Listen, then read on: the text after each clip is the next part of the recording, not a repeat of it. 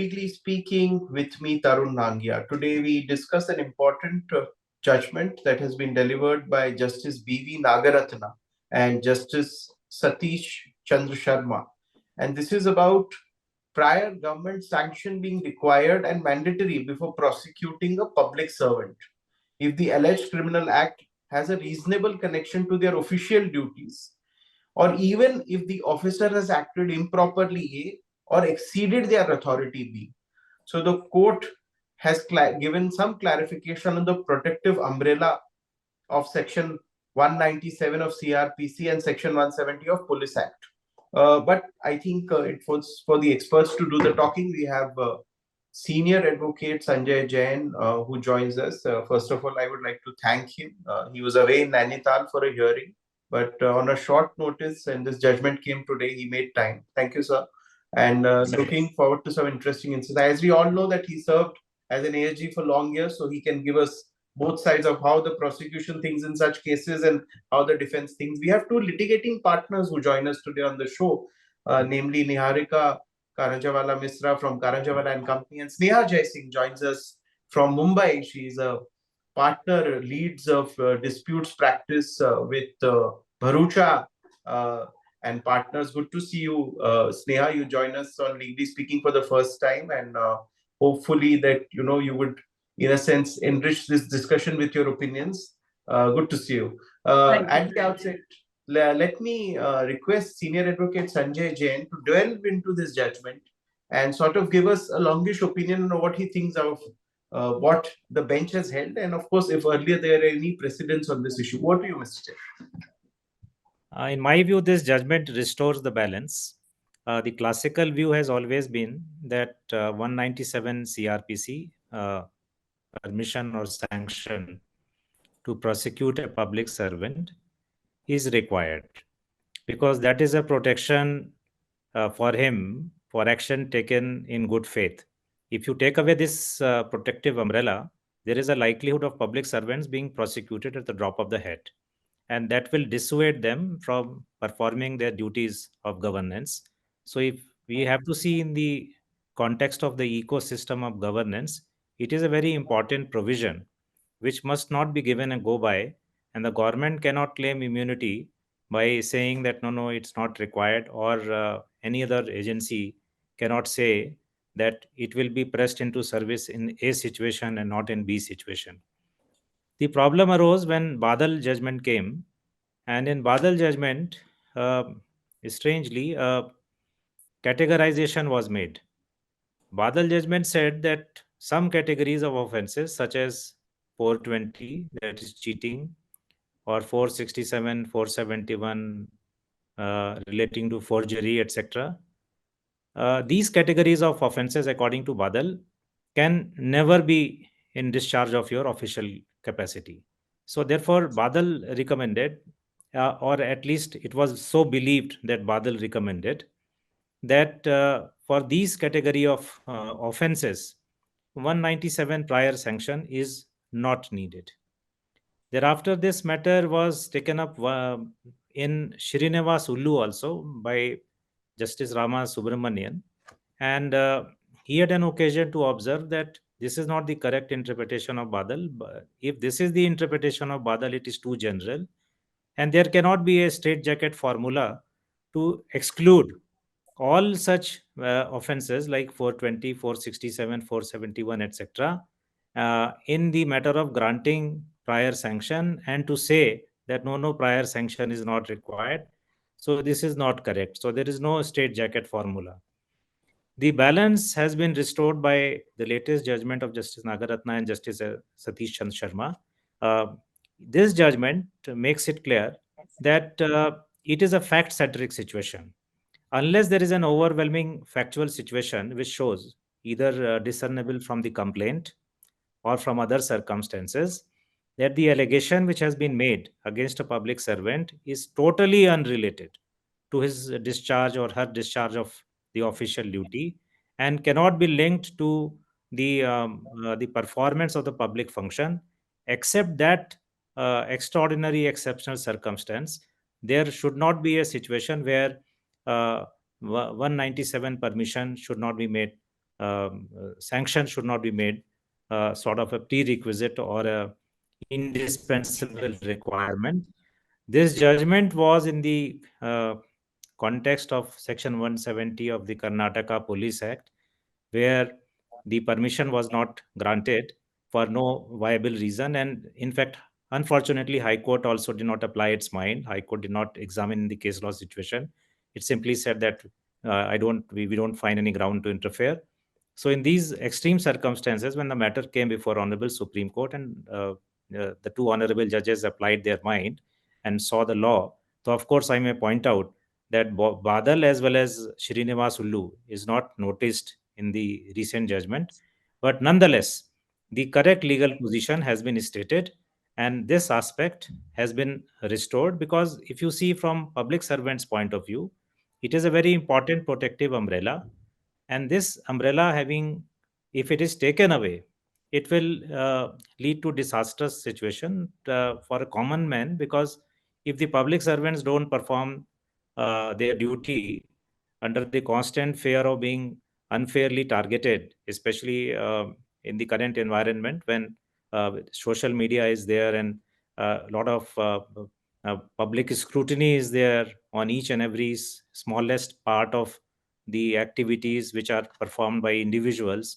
this will become a major issue.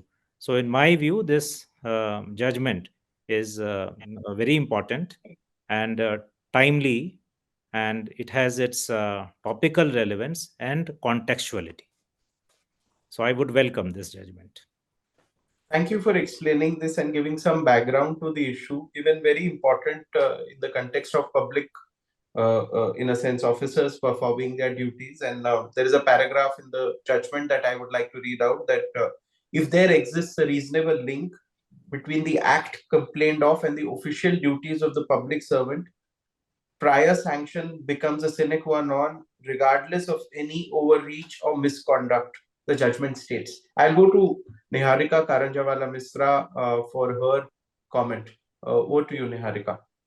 Hi, Tarun. I agree with Sanjay sir completely. This is setting forward some important clarity in the law, and while there, and one must remember that this isn't giving a pass to public officials from prosecution. This is simply an additional safeguard, and as Sanjay sir said, it all comes down to the facts and establishing that linkage, because ultimately you cannot say any breach of the law cannot be said to really be in exercise of one's duty. Therefore, the statutory the statutes had taken into account in excess of duty, and anything in the color of duty, be it in excess, no matter how violent, no matter how egregiously beyond, was still to be extended the umbrella of protection.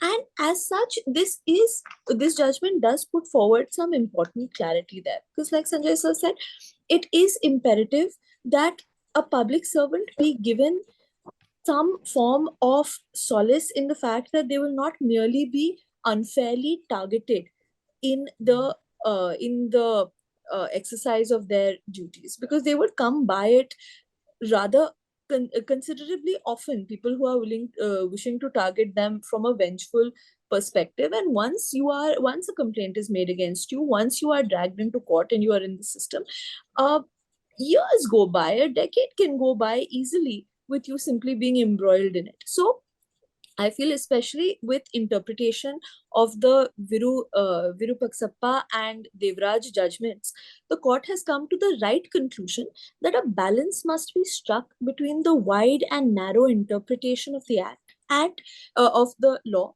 and if a reasonable nexus to the discharge of official duty can be established, then no matter how egregiously the act has exceeded that, the government servant must be given the benefit of the prior sanction. So Thank you. Thank you for sort of explaining this and concurring in a sense with this judgment. I'll go across to Sneha Jaising, partner with Barocha and Partners, for her opening comment. Over to you, Sneha. So, like everyone said, the judgment does aim to strike a balance between the wide and the narrow interpretation. And this is something that we see across, whether it's civil law or criminal law, that when there is a public authority that is involved, there is a distinction between an authority acting when it does not have the power to act versus acting in colorable exercise of such power. And what the judgment says is that where there's a colorable exercise of that power, one must seek sanction. But perhaps I'm of the view that perhaps the Supreme Court could have utilized this opportunity to lay down sort of guidelines as to when such sanctions should not be refused by the government. Because, I mean, to give you an illustration of having no authority to act versus acting in colorable exercise of power is the simple illustration of somebody shooting at a civilian. Now, if a police officer is shooting at a civilian, that would be construed as colorable exercise of power, versus a politician shooting at a civilian would be without authority. So it would have been, I think, I would have liked to see some sort of guidelines for the government, for the government to exercise when it could sanction and when it could not sanction such a prosecution. Thank you for pointing it out, Sneha. Maybe the judges would hear you, and in the forthcoming judgments that they would deliver on such issue, they would tackle this issue of guidelines, and we look forward to what the Supreme Court does on this. I will go to Senior Advocate Sanjay Jain. If you could make us understand why the court specifically mentions that, if this involves official duty, even if they have improperly or exceeded their authority, the sanction should still apply. They should still not be prosecuted unless sanctions. Why was this necessary? And why court in their wisdom have sort of worded and put it in the judgment?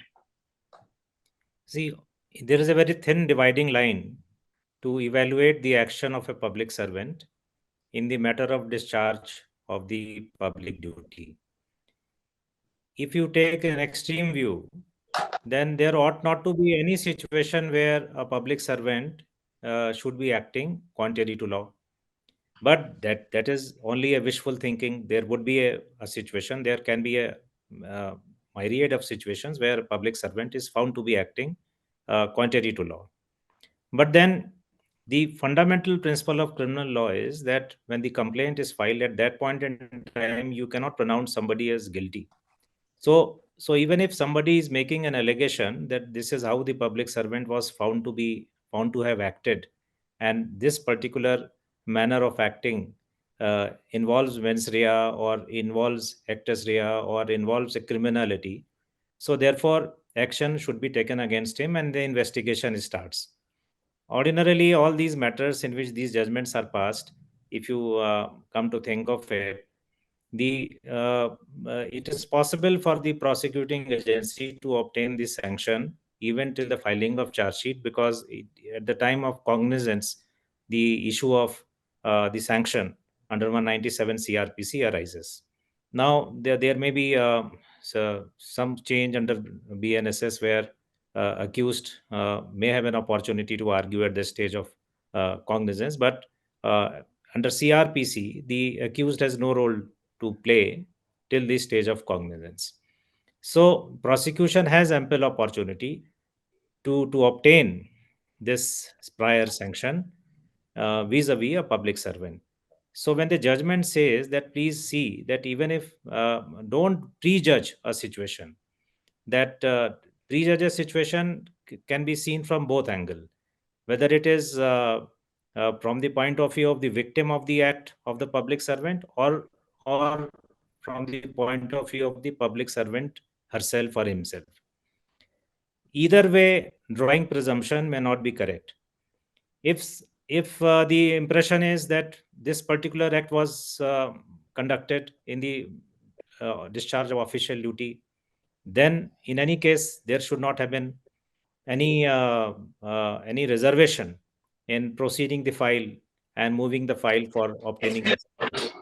But even if the impression is that the why should we take sanction and we can prosecute this person directly, because this particular act is not in discharge of the duty, then again somebody is prejudging and arriving at a conclusion in advance, because at that stage, the investigation may not be sufficient to conclude whether a particular action was actually in discharge of the official duty or it was not in discharge of the official duty, unless there is a very clear cut case discernible from the complaint itself. So that is why the essence of this part of the judgment which you have just quoted, to me it means is this, that there is no need to go deeper, to undertake a deeper analysis and try to prejudge the situation, if on the prima facie aspect, that you just see whether the matter is such in which under no circumstances it could be attributed to the discharge of public duty. Then it is, suppose a personal allegation is, it is a allegation made against him in his or her personal capacity, which has nothing to do with there's no possibility of his public duty being involved. Then in that case, the matter can be differentiated, and this is what even Sridhar Ullu also mentioned. And but in this judgment, the this is a sort of a guideline only, I would say, indirect guideline, which Ms. Jessing has mentioned about, that the court is, holding a mirror for the prosecuting agency, that in a particular circumstance you should act like this. This is my view. Point very well taken. One thing that I would have seen, that state governments or maybe central government also sometimes withhold sanction, that they have the wisdom that this officer acted in a bona fide manner. And we have seen this, that the state government will also sometimes says that, okay, we have seen his work, we feel that he's done, I mean, he's done what was to be done at that time, maybe not right under the law, but this is what needed to be done. I'll go to Neharika Karanjawala Misra from Karanjawala and Company for her comment.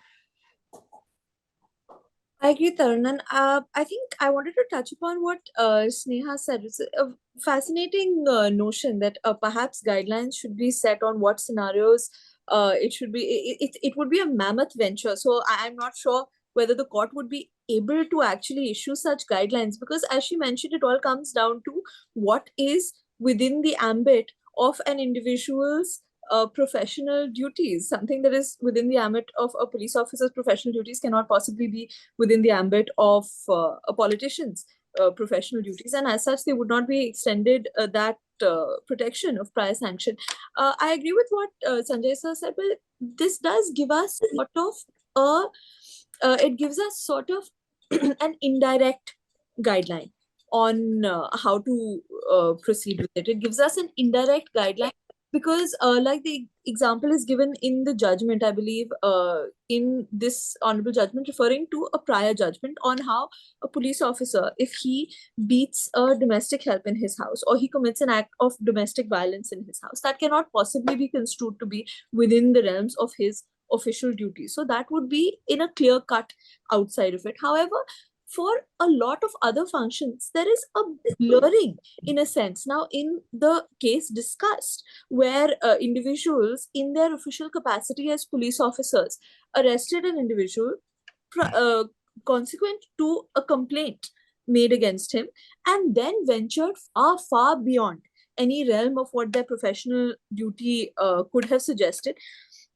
It's an interesting notion because, yes, it does have the color of professional duty because, yes, they did it in the guise of and in the role of police officers. That is how it started out. Yet, and I believe the court comments on this as well, the extreme violence involved in the case, one's instinct is to suggest that they should not be allowed to have the protection of the prior sanction, and they should not be granted the protection of the umbrella of sanction. However, as the learned court held, and a dispassionate interpretation of the judgments thus far would grant them that sanction and that protection of prior sanction. So though it seems egregious in an individual capacity, and I'm sure in a lot of instances, like you said, in some instances, the state and central governments deny prosecution altogether. So while it does seem in a sense that this may be shielding people, especially people who seem to take things so far in the violence that they have extended. It seems to shield people in an unfair manner. I do believe that it is a dispassionate and impassive reading of the prior judgments to give a correct view of what it ought to be, whether one as an individual likes the notion or not. Point very well taken, Niharika. I'll go to Sneha Jaising, partner from Bharucha and Partners, for her comment.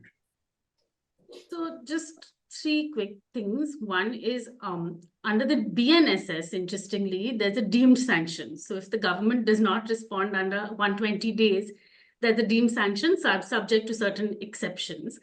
The second is the facts of this particular case. Equally, I think what weighed on the court was the fact that the actual offense had been committed back in 1999, 2000, and the complaint was filed 7 years later in 2007. The fact that 3 of the accused had actually passed away, the other 2 had completed their superannuation. And so I think that also weighed with the court in terms of sort of giving them some sort of mercy and saying that these sanctions should have been granted in the first place. And I think that's also relevant because, as we've discussed on the show, that the facts do make a huge difference in these circumstances. So I think those are two things that we do need to consider. And the third thing is the I think Mr. Jain touched upon it very briefly, which is to say that there is always an assumption that a public officer is always going to act in good faith. And one must sort of accept that as an assumption because of the duty and the function that he is supposed to carry and exercise. Point very well taken. In which one final comment, I think we'll request Senior Advocate Sanjay Jain on the issue of deemed sanction that you sort of brought up. And I think it in Section 6A of the DSP Act also is this, there is the issue of deemed sanction, which is the Delhi Special Police Establishment Act that's applicable to CBI cases. We'll go to Senior Advocate Sanjay Jain for all of that. See, my closing comment would be that since if you see the whole rationale behind this prior sanction being necessary, and it's not only for police officers but all categories of public servants, it has a very important and critical rationale behind it.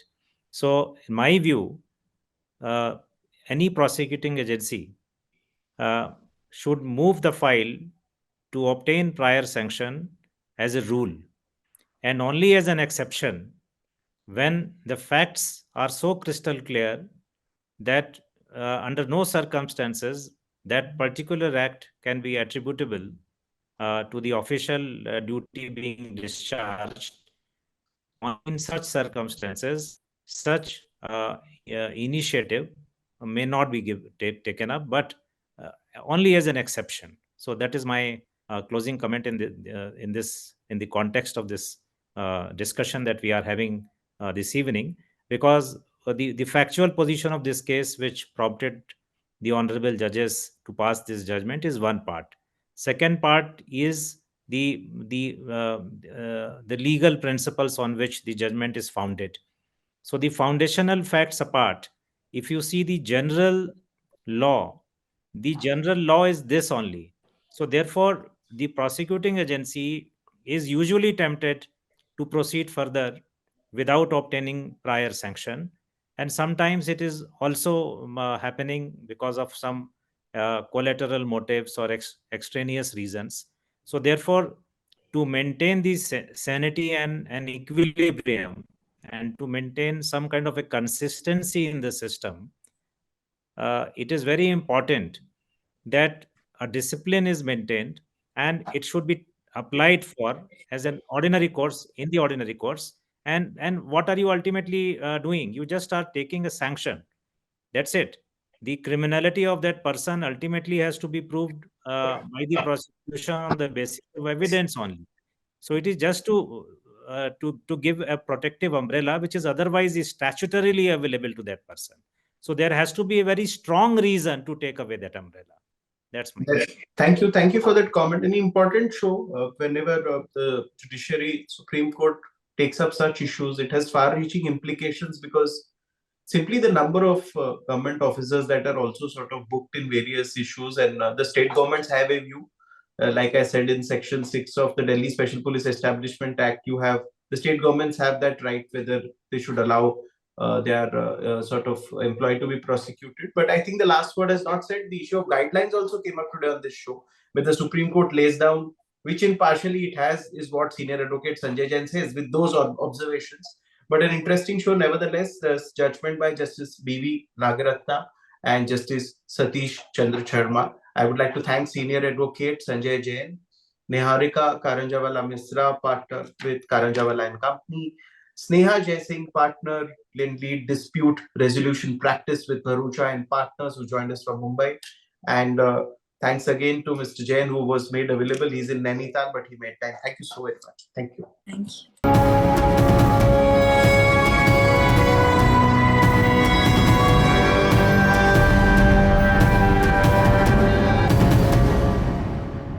For more such videos, subscribe to the NewsX YouTube channel, hit the bell icon.